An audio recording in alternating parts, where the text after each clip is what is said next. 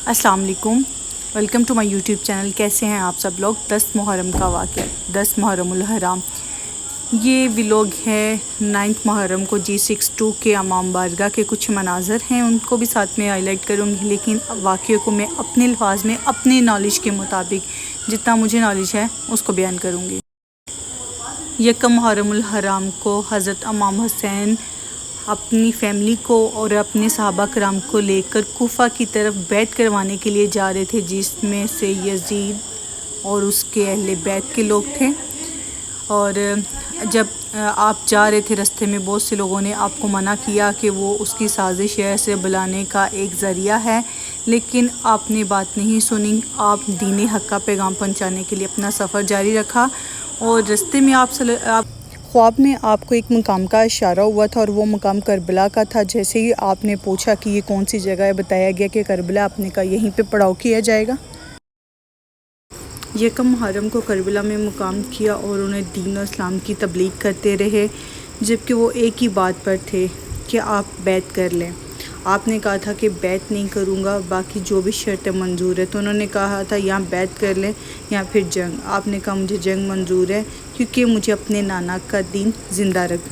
Yazid कोई अनपढ़, कोई जाहिल इंसान नहीं था। वो हाफ़िज़ कुरान था, वो मुअल्लिम था, वो दीन इस्लाम को बहुत अच्छे से जानता था, नबी करीम सल्लल्लाहु अलैहि वसल्लम का पैरोकार था।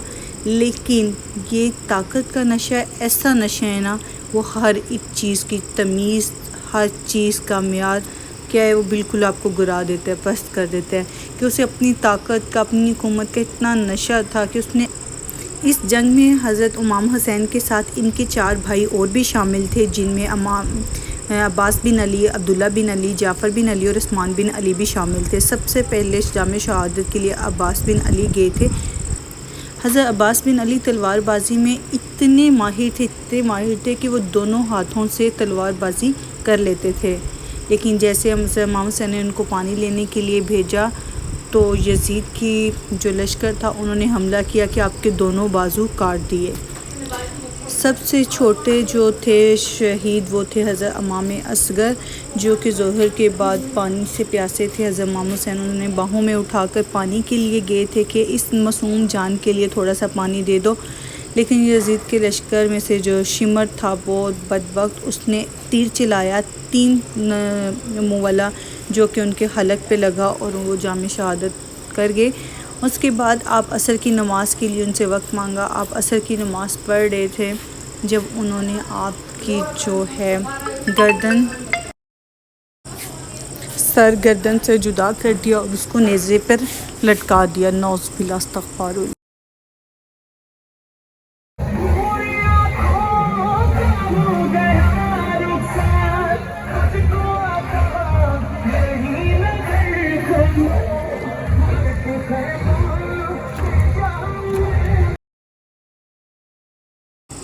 उसके बाद जब ये लेकर आपका सर गुज़र रहे थे कूफा की तरफ, तो लोगों ने देखा तो उन्होंने यजीद को लानतन शुरू कर दिया।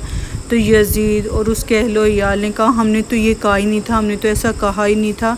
वो लोगों ने सर पीटना शुरू कर दिया। उन्होंने ब्लैक कपड़े सिलवा लिए और ख़ुद को पीटना शुरू कर दिया कि हमें हुसैन का बहुत गम है। मेरे नॉलेज के मुताबिक जो मैंने अपने बड़ों से सुना है कि यजीद की फ़ैमिली ने ब्लैक कपड़े पहने थे, उन्होंने पीटना शुरू किया था और हज़रत बीबी फ़ातिमा ने उनको ये बदुआ दी थी कि तुम लोग तक क़यामत ऐसे ही पीटते रहो।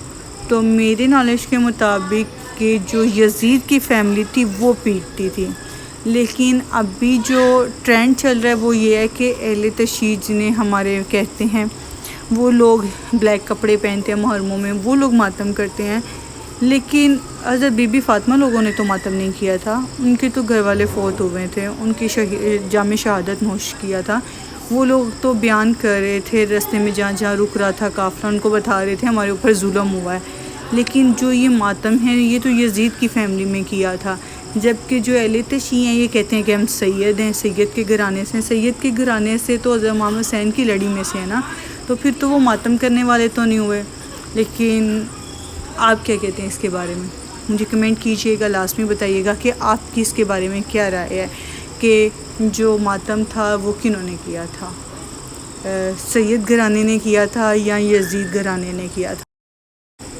हमें भी हुसैन की शहादत का गम है, हम भी मनाते हैं उनका गम, लेकिन कुरान पाक पढ़ के उनकी शहादत की बदौलत अल्लाह ताला से अपनी मग़फ़िरत की दुआ करके, अपने बुज़ुर्गों की मग़फ़िरत की दुआ करके, उसके अलावा हम लोग भी चीज़ें बांटते हैं, लेकिन अल्लाह के नाम पे बांटते हैं, किसी के नाम से नहीं। गैर अल्लाह के नाम से कोई भी चीज़ बांटी जाए, किसी का भी नाम लेकर बांटी जाए, वो चीज़ हराम हो जाती है। तो बहुत से लोग हैं जो इस तरह की चीज़ जो बांटी जाती है नहीं खाई जाती, क्योंकि वो ये इसके नाम की, उसके नाम की सबील, तो ये भी मतलब नहीं जायज़। तो मैं तो अवॉइड करती हूँ, कोशिश करती हूँ कि नहीं खाऊं। तो पानी का नहीं कह सकती, पानी का कि प्यास बहुत ज़्यादा होती है, वो मैं अक्सर पी जाती हूँ, लेकिन खाना मैं नहीं खाती। और किसी भी के हमें नहीं पता कि किसका है। हम शुरू में पहले कुर्बानी भी ऐसे ही करते थे, ये दादा अबू के नाम की, ये दादी माँ के नाम की, अब्बू के नाम की, इसके नाम की। लेकिन थोड़ा सा नॉलेज आने के बाद में पता चला कि नहीं, नाम उनके नाम की कुर्बानी नहीं है, उनकी तरफ से कुर्बानी है। मतलब दादा अबू की तरफ से अल्लाह के लिए, दादी की तरफ से अल्लाह के लिए, ये उनके लिए कुर्बान, उनकी तरफ से अल्लाह के लिए कुर्बानी है।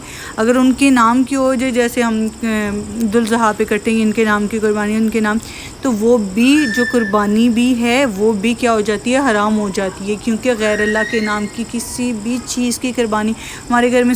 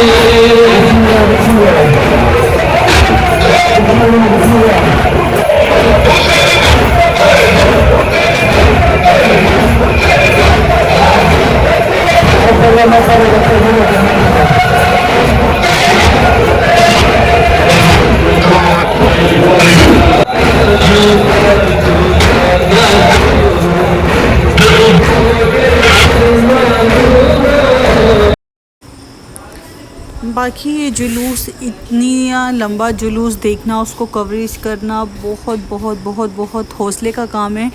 और मेरा लाइफ का ये फ़र्स्ट एक्सपीरियंस था कि मैं इतने करीब से जुलूस देख रही थी।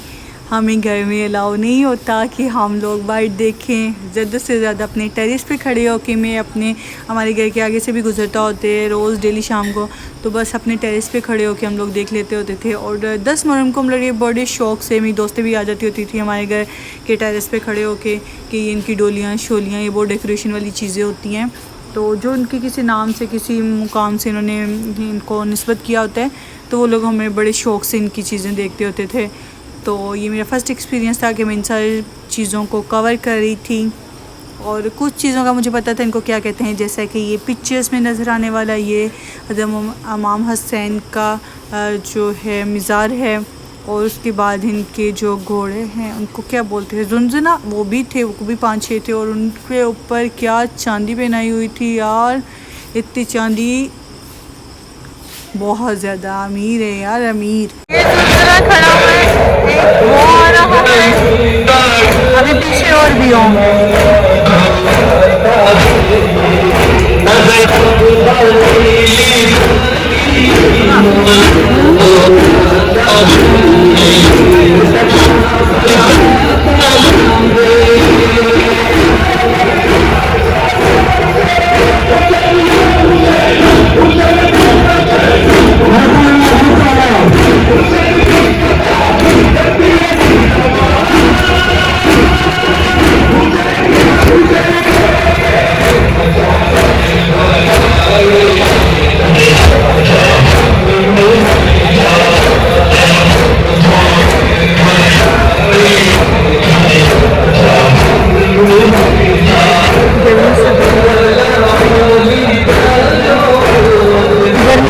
आदत है और ये पंखे कुछ नहीं काम कर।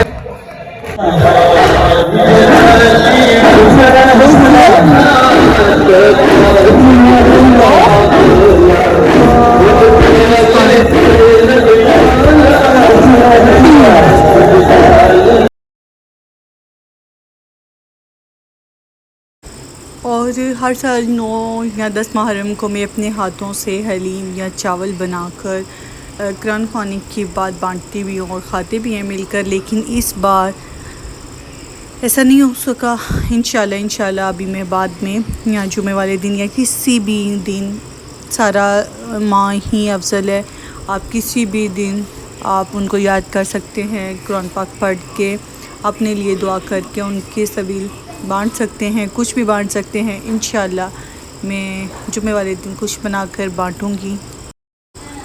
वो जन्नत के सरदार, उनको हमारे खाने की ज़रूरत तो नहीं होती, लेकिन खाना बनाकर किसी गरीब को, मस्कीन को, भूखे को खिलाना, जो वो एक वक्त में नहीं खा सकते या वो थोड़े बचत करके अपनी कोई और ज़रूरत का सामान ख़रीद सकते हों, तो उनके दिल से जो निकली हुई दुआ वो लग जाए, अल्लाह के करीब हम हो जाएं, अल्लाह हमारी मुश्किलात आसान कर दे।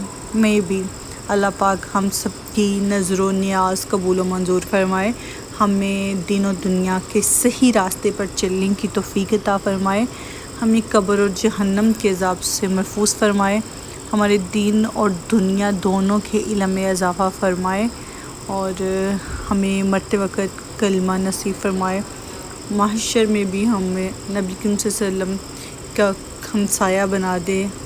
और बस यही।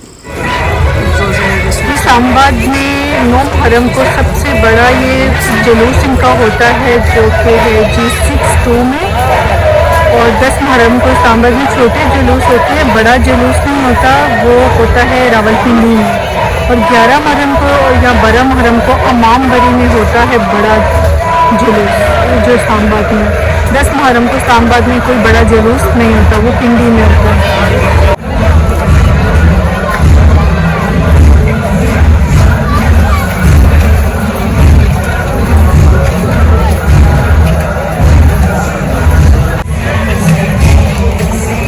अभ्यास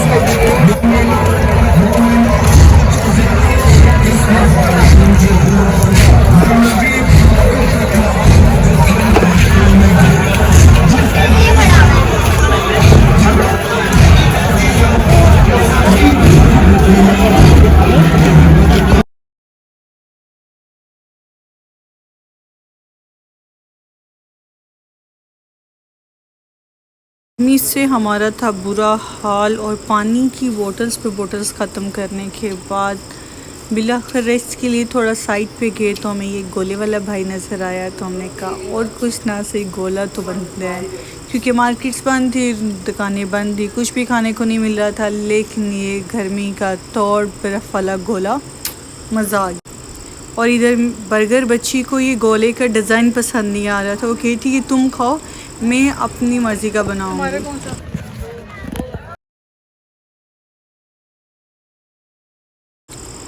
इधर इन्होंने झुंझुना को सेम वही करबला वाली सिचुएशन की हुई थी। मैं सोच रही थी नीचे क्या हो दिया होगा, फोम दिया होगा जिसे समुद्री जाग कहते हैं, या फिर रुई रखी होगी ये लगा के, उसके ऊपर इन्होंने तीर वगैरह एडजस्ट किए होंगे। लेकिन यार इसको हवा दे रहे थे, फुल प्रोटोकॉल दे रहे थे।